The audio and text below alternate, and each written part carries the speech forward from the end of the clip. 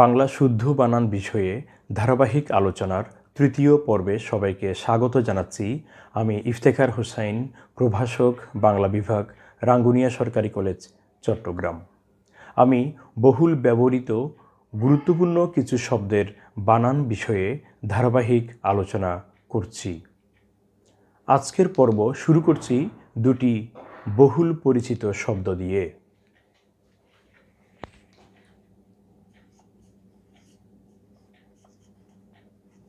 প্রাক্তন, সাবেক, এই দুটি শব্দ আপনাদের কাছে খুব পরিচিত। শব্দ দুটির অর্থ একই হলেও কিন্তু প্রয়োগ ভিন্ন। আমরা একটু উপরের শব্দে যাচ্ছি। প্রাক্তন। প্রাক্তন হচ্ছে সংস্কৃত শব্দ, প্রাক যোগ তন, এভাবে শব্দটি গঠিত হয়েছে।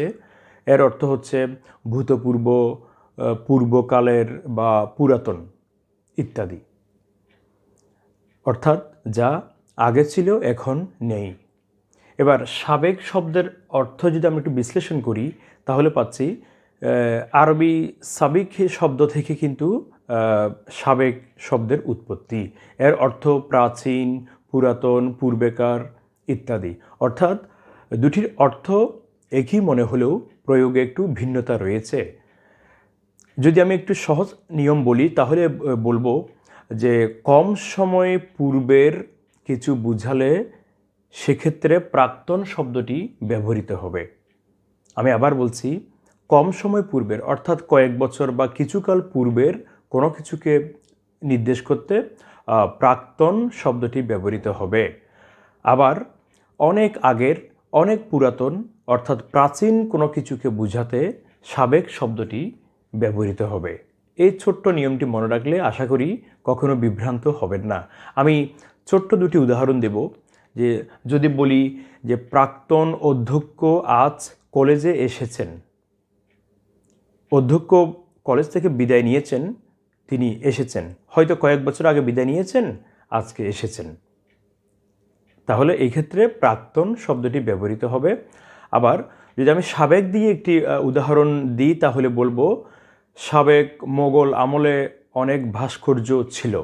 মোগল আমল কিন্তু অনেক আগেই ছিল, সেই জন্য আমরা সাবেক শব্দটি ব্যবহার করব। আশা করি বুঝতে পেরেছেন। যাচ্ছি পরবর্তী গুরুত্বপূর্ণ শব্দে।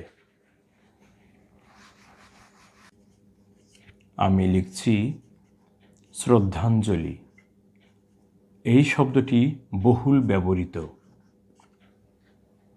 আমি শব্দটি আবার লিখছি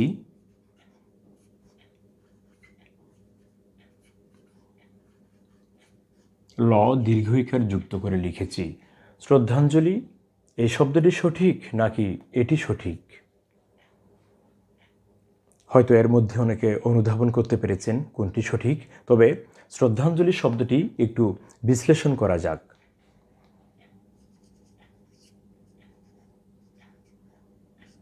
শ্রদ্ধা যোগ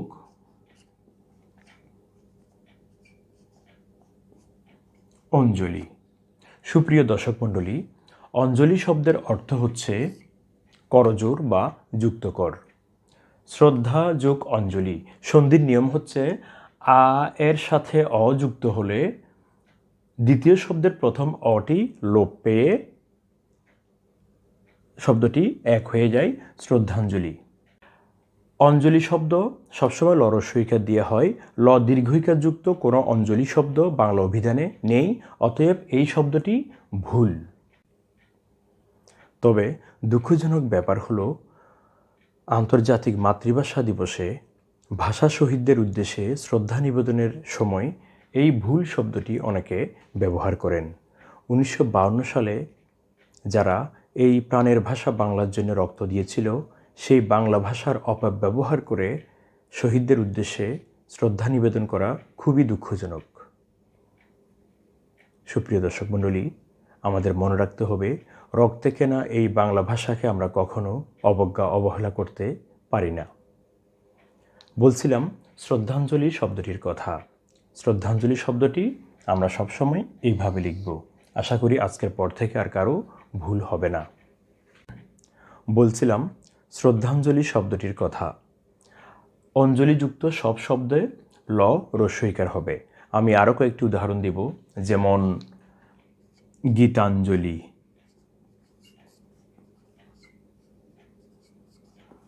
যদি আমি আরও লিখি জলাঞ্জলি, দেখুন সব কিন্তু ল রস্যইকার হচ্ছে। একইভাবে পুষ্পাঞ্জলি হতে পারে। আরও অনেক উদাহরণ রয়েছে, আমি সময়ের স্বল্পতার কারণে দিচ্ছি না, আশা করি বুঝতে পেরেছেন। এবার যাচ্ছি একটি ছোট্ট নিয়মে, যেমন যদি কোনো শব্দের শেষে জীবী থাকে সেটি সবসময় দীর্ঘইকার হবে, দুটি দীর্ঘইকার, যেমন আইনজীবী। দেখুন এই শব্দটি অনেকে ভুল লিখেন। তারপর যদি আমি লিখি বুদ্ধিজীবী, এরপরে যদি লিখি আমি চাকরিজীবী, দেখুন সব শব্দে জীবী দীর্ঘইকার হবে। একইভাবে যদি আমি বলি শ্রমজীবী, পেশাজীবী, কৃষিজীবী ইত্যাদি। তবে মনে রাখতে হবে জীবিকা শব্দে প্রথমে দীর্ঘইকার, পরে রস্যইকার। এক্ষেত্রে একটু গভীর চিন্তা করতে হবে, এখানে জীবী শব্দটি শব্দের প্রথমে রয়েছে, শেষে নয়। আমি বলেছি শব্দের শেষে থাকলে সেক্ষেত্রে দুটি দীর্ঘইকার হবে। তারপর আরেকটু উদাহরণে যাচ্ছি, জীবিত, এ দুটি এভাবে হবে। আশা করি বুঝতে পেরেছেন। এবার যে শব্দটি লিখব সেটি নিয়ে অনেকের বিভ্রান্তি লেগেই থাকে, যেমন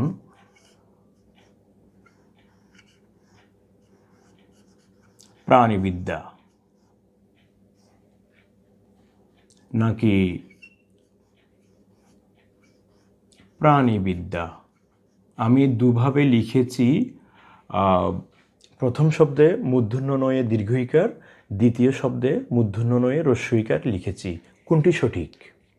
আমরা ছোট্ট একটি নিয়ম মনে রাখব, সেটি হচ্ছে সংস্কৃত ইন প্রত্যয়ান্ত শব্দের দীর্ঘ ইকারান্ত রূপ সমাসবদ্ধ হলে সংস্কৃত ব্যাকরণের নিয়ম অনুযায়ী সেগুলোতে রস্যইকার হয়। একটু জটিল হয়ে গেছে, তাই না? সহজ করে বোঝাচ্ছি। তাহলে প্রথমে প্রাণী শব্দটি বিশ্লেষণ করি।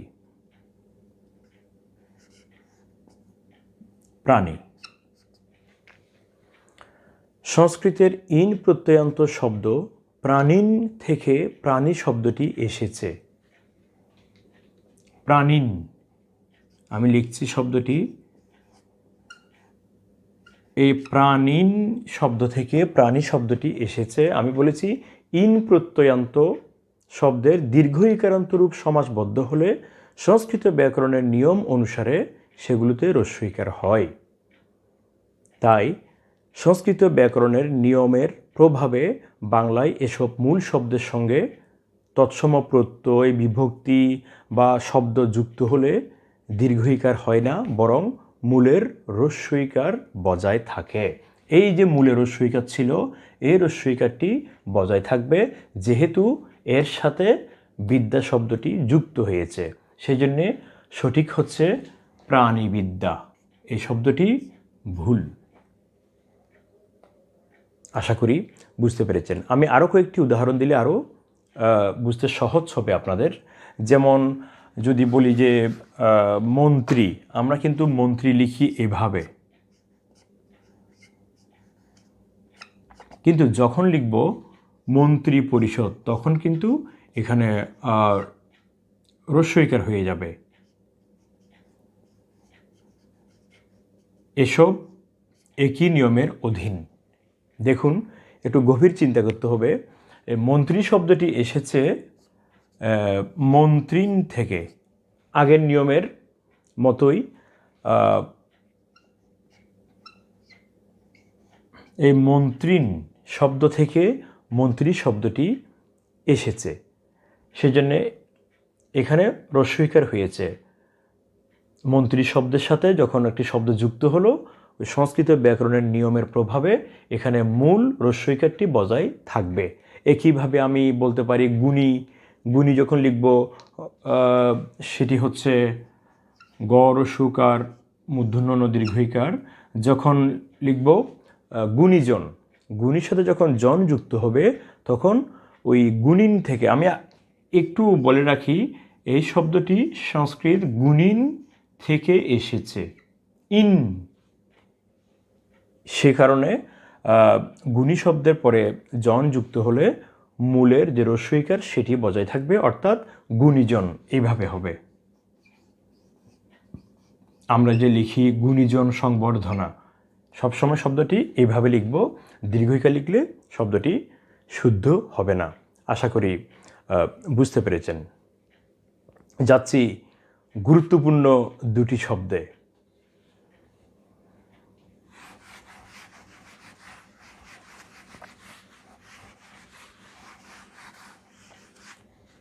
শব্দ দুটি হচ্ছে, দেখুন খুব গুরুত্বপূর্ণ শব্দ এটি।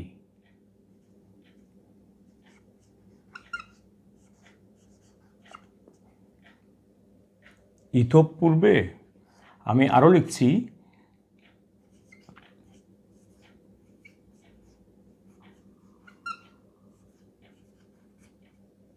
ইতঃপূর্বে নাকি ইতিপূর্বে।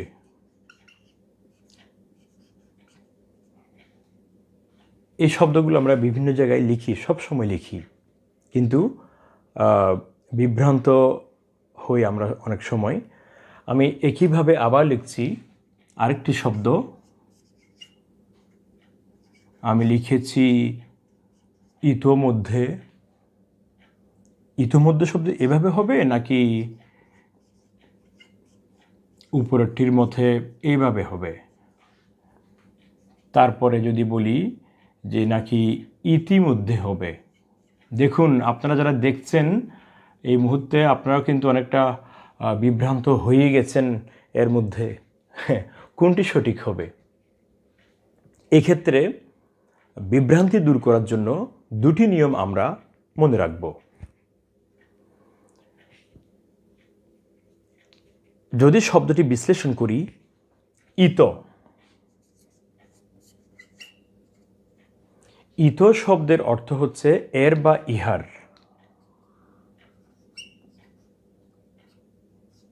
এর বা ইহার।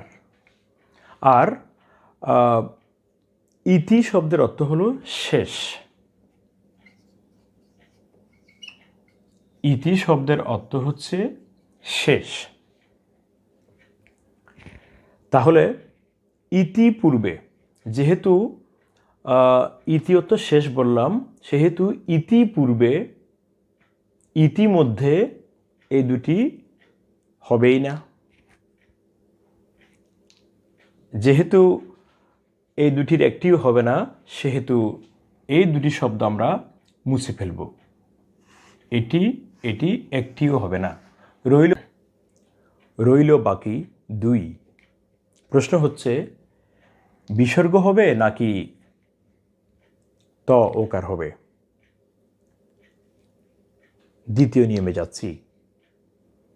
নিয়মটি হচ্ছে পূর্বপদের অধ্বনির পর বিসর্গ থাকলে এরপরে ক, খ, ক্ষীয়, প, ফ, তালব্যস্য, দন্তস্য থাকলে সন্ধিবদ্ধ শব্দে বিসর্গ বজায় থাকে। আমি আবার বলছি, অর্থাৎ অধ্বনির পর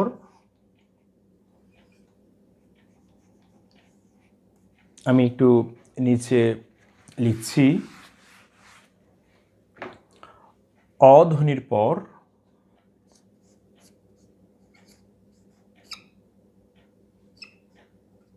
বিসর্গ থাকলে এরপর ক, খ, ক্ষীয়, প, ফ, তালব্যস্য, দন্তস্য। যদি এভাবে থাকে তাহলে সন্ধিবদ্ধ শব্দে বিসর্গ বজায় থাকবে। যেমন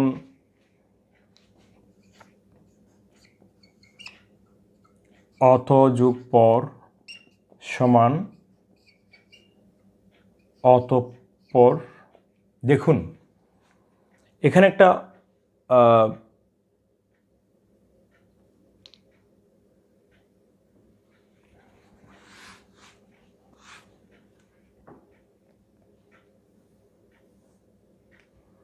যেমন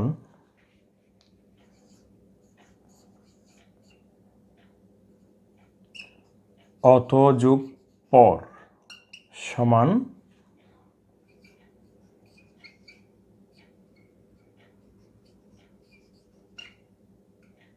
অতঃপর। দেখুন অত, এখানে একটি অধ্বনি আছে, আমি ধ্বনি বিজ্ঞানের ক্লাসে বিস্তারিত বলেছিলাম। একটি রয়েছে অত, অ এর পর বিসর্গ, এরপর যদি ক খ ক্ষিয় প ফ তালব্য দন্তস্ব থাকে তাহলে এই বিসর্গটি বজায় থাকবে। দেখুন এখানে বিসর্গর পর যেহেতু প আছে সেহেতু এখানে বিসর্গ বজায় আছে। একইভাবে যদি আমি আরেকটি উদাহরণ দিই তাহলে বলবো যে মনোযোগ কষ্ট মনোকষ্ট, মনোযোগ কষ্ট সমান মনোকষ্ট। এখানেও কিন্তু বিসর্গ বজায় রয়েছে। তাহলে বুঝতে পারছেন ইতঃপূর্বে শব্দটি সঠিক হবে। ইত যোগ পূর্বে সমান ইতঃপূর্বে।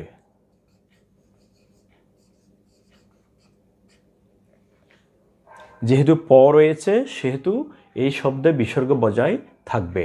তাহলে এই শব্দটিও ভুল। আমরা একটা সমাধানে চলে এসেছি কিন্তু ইতিমধ্যে।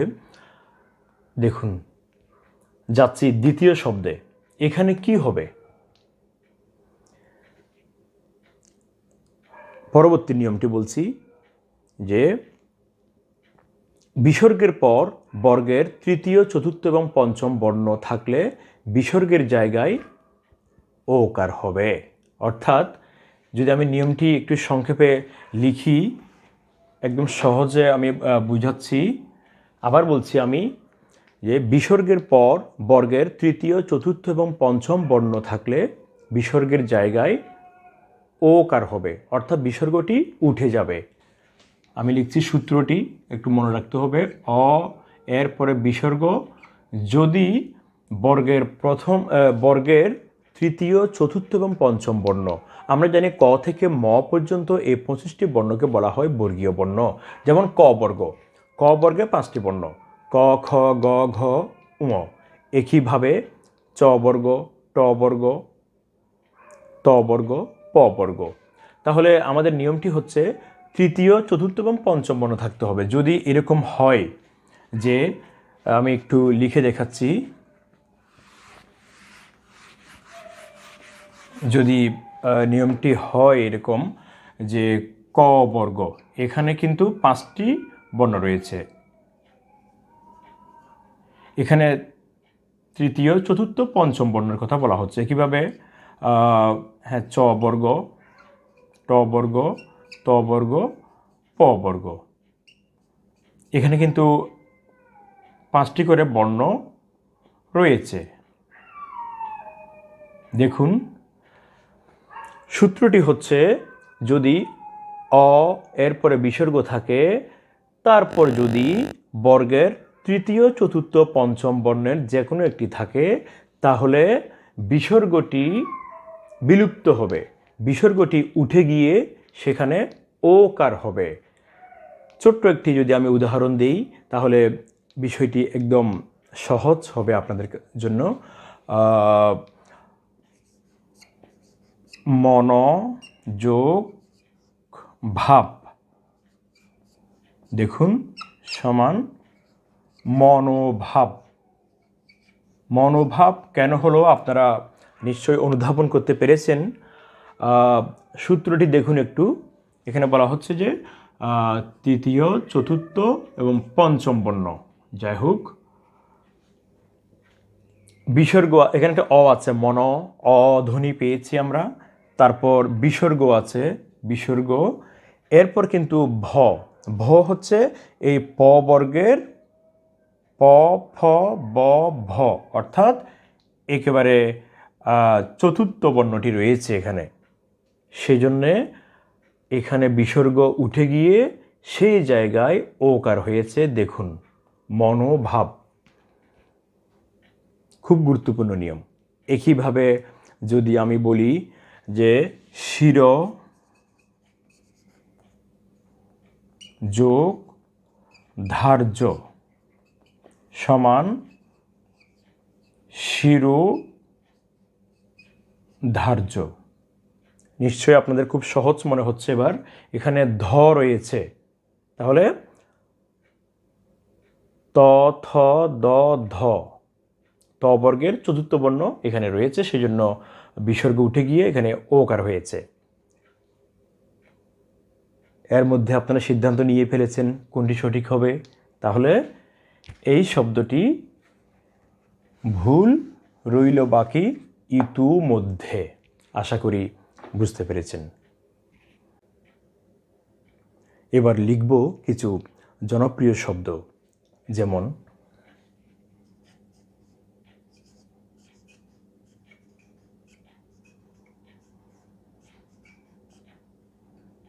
আমি লিখেছি পুরস্কার, আবার লিখছি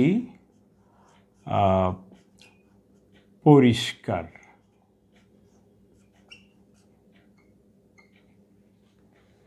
পুরস্কার শব্দের দন্তস লিখেছি, কিন্তু পরিষ্কার শব্দে লিখেছি মূর্ধন্য ষ। কিন্তু কেন? আমরা ছোট্ট একটি নিয়ম মনে রাখব। বিসর্গযুক্ত অ বা আ ধ্বনি এরপরে যদি ক, খ, প, ফ থাকে তাহলে বিসর্গ স্থানে দন্তস হয়। আমি আবার বলছি, সূত্রটি নোট করে রাখি। অ বা আ,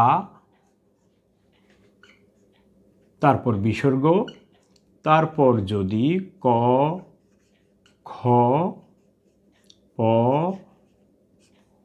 ফ থাকে তাহলে বিসর্গটি উঠে গিয়ে সেখানে দন্তস হবে। আমি কয়েকটি উদাহরণ দিচ্ছি।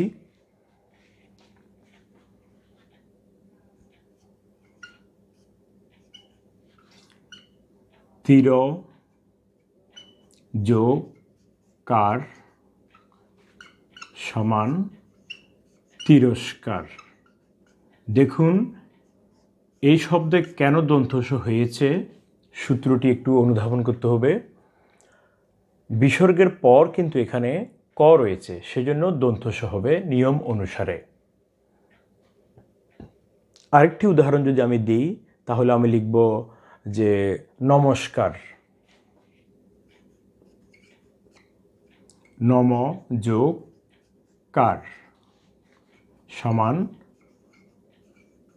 নমস্কার। দিয়ে একটি উদাহরণ দেই, যেমন ভা যোগ কর সমান, দেখুন বিসর্গটি উঠে যাবে, বিসর্গের বদলে দন্তস হবে ভাস্কর। এভাবে আমরা নিয়মটি মনে রাখব। এবার যাচ্ছি এখানে কেন মূর্ধন্য ষ হলো। তাহলে ছোট্ট নিয়মটি বলছি আমি, যে বিসর্গযুক্ত ই বা উ ধ্বনি তারপর ক, খ, প, ফ থাকলে বিসর্গ স্থানে মূর্ধন্য ষ হয়। আমি সূত্রটি এইদিকে লিখছি একটু, যে ই বা উ, তারপর বিসর্গ, তারপর যদি ক, খ, প, ফ থাকে এখানে হবে মূর্ধন্য ষ। বিসর্গ উঠে গিয়ে মূর্ধন্য ষ হবে। এদিকে হবে কি, আপনারা নিশ্চয় মনে রাখতে পেরেছেন, এখানে হবে দন্ত স। যাই হোক, এই নিয়মটি লিখেছি, কয়েকটি উদাহরণ দিলে বিষয়টি একদম ক্লিয়ার হবে আপনাদের সামনে। যেমন যদি আমি একটি উদাহরণ দিই যে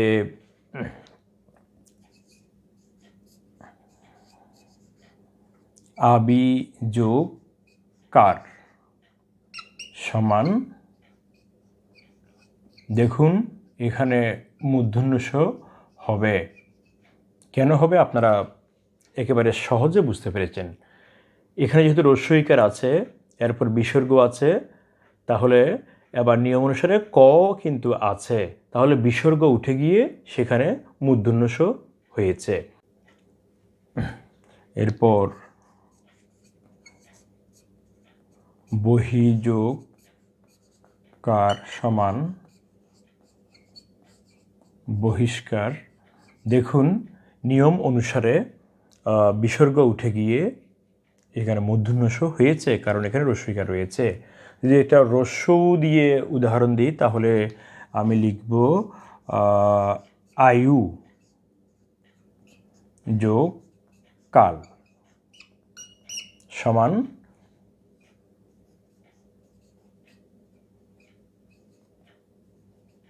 আয়ুষ্কাল। নিয়ম অনুসারে এখানে সব মূর্ধন্য ষ হয়েছে।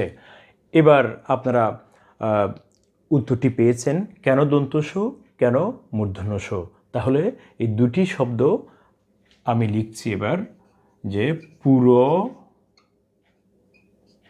যোগ কার সমান পুরস্কার।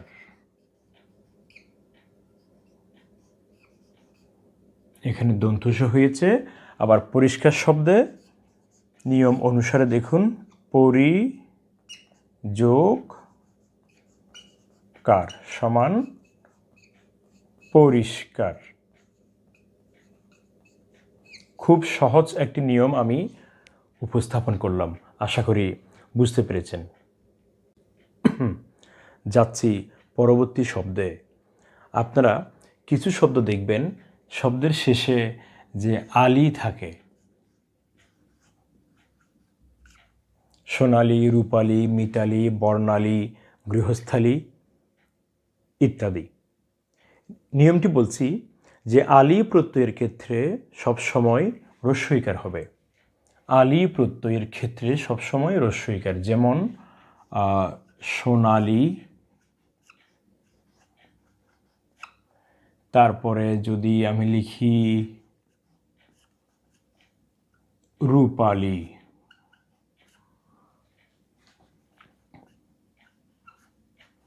বর্ণালী, তারপরে যদি বলি আমি মিতালি, সব কিন্তু আলি হবে এইভাবে শব্দগুলো।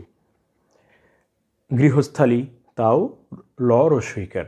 তবে একটি নিয়ম মাথায় রাখতে হবে, সেটি হচ্ছে যদি কোনো প্রতিষ্ঠান এসব নাম ব্যবহার করে তাদের নিজস্ব নাম, তাহলে এই নিয়মটি প্রযোজ্য হবে না। যেমন সোনালী ব্যাংক, সোনালী ব্যাংক, এই ক্ষেত্রে শব্দটি সোনালী দীর্ঘইকার লিখতে হবে, যেহেতু ওই প্রতিষ্ঠান দীর্ঘইকার ব্যবহার করে। এরই সঙ্গে আরও একটি ছোট্ট নিয়ম আমি আপনাদের সামনে উপস্থাপন করব, সেটি হচ্ছে শব্দের শেষে যে বলি এবং আবলি থাকে, বলি বা আবলি, এটিও খুব গুরুত্বপূর্ণ। অনেক সময় বিভ্রান্তিতে পড়তে হয় যে ল রস্যইকার হবে নাকি ল দীর্ঘইকার হবে। বলি, আমি আরও একটু সহজে বললে লিখব যে আবলি। যেমন কার্যাবলী, শর্তাবলী, নিয়মাবলী, তথ্যাবলী। দেখুন যে কার্যাবলী, এখানে কিন্তু সবসময় ল রস্যইকার হবে। এরপর আমি লিখব তথ্যাবলী, এখানে কখনো দীর্ঘইকার হবে না। এরপর ব্যাখ্যাবলী, এই শব্দগুলো আমরা প্রতিনিয়ত লিখছি, কিন্তু মনের অজান্তে অনেক সময় ভুল হয়ে যায়। শর্তাবলী, তারপর যদি বলি নিয়মাবলী, ইত্যাদি। আশা করি বুঝতে পেরেছেন। আজকের আলোচনার সর্বশেষ শব্দ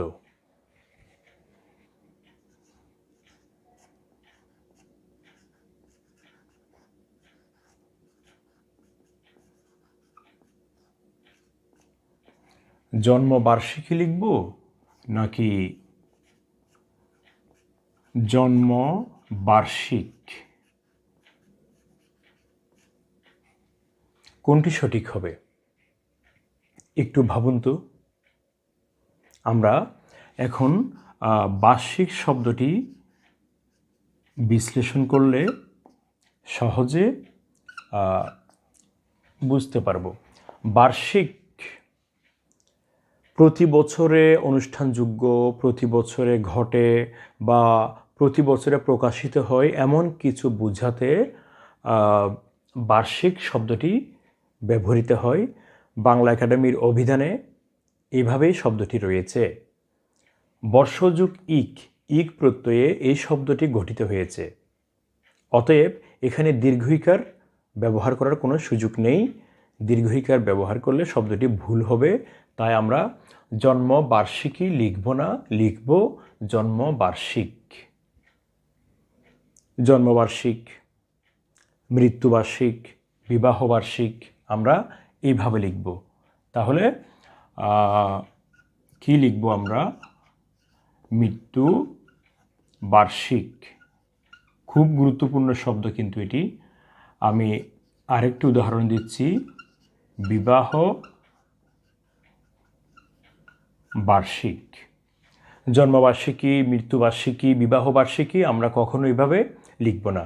আমরা সবসময় বার্ষিক শব্দটি লিখব। সুপ্রিয় দর্শক মণ্ডলী, আজকে আমি বাংলা বানানের বেশ কিছু গুরুত্বপূর্ণ নিয়ম আলোচনা করেছি।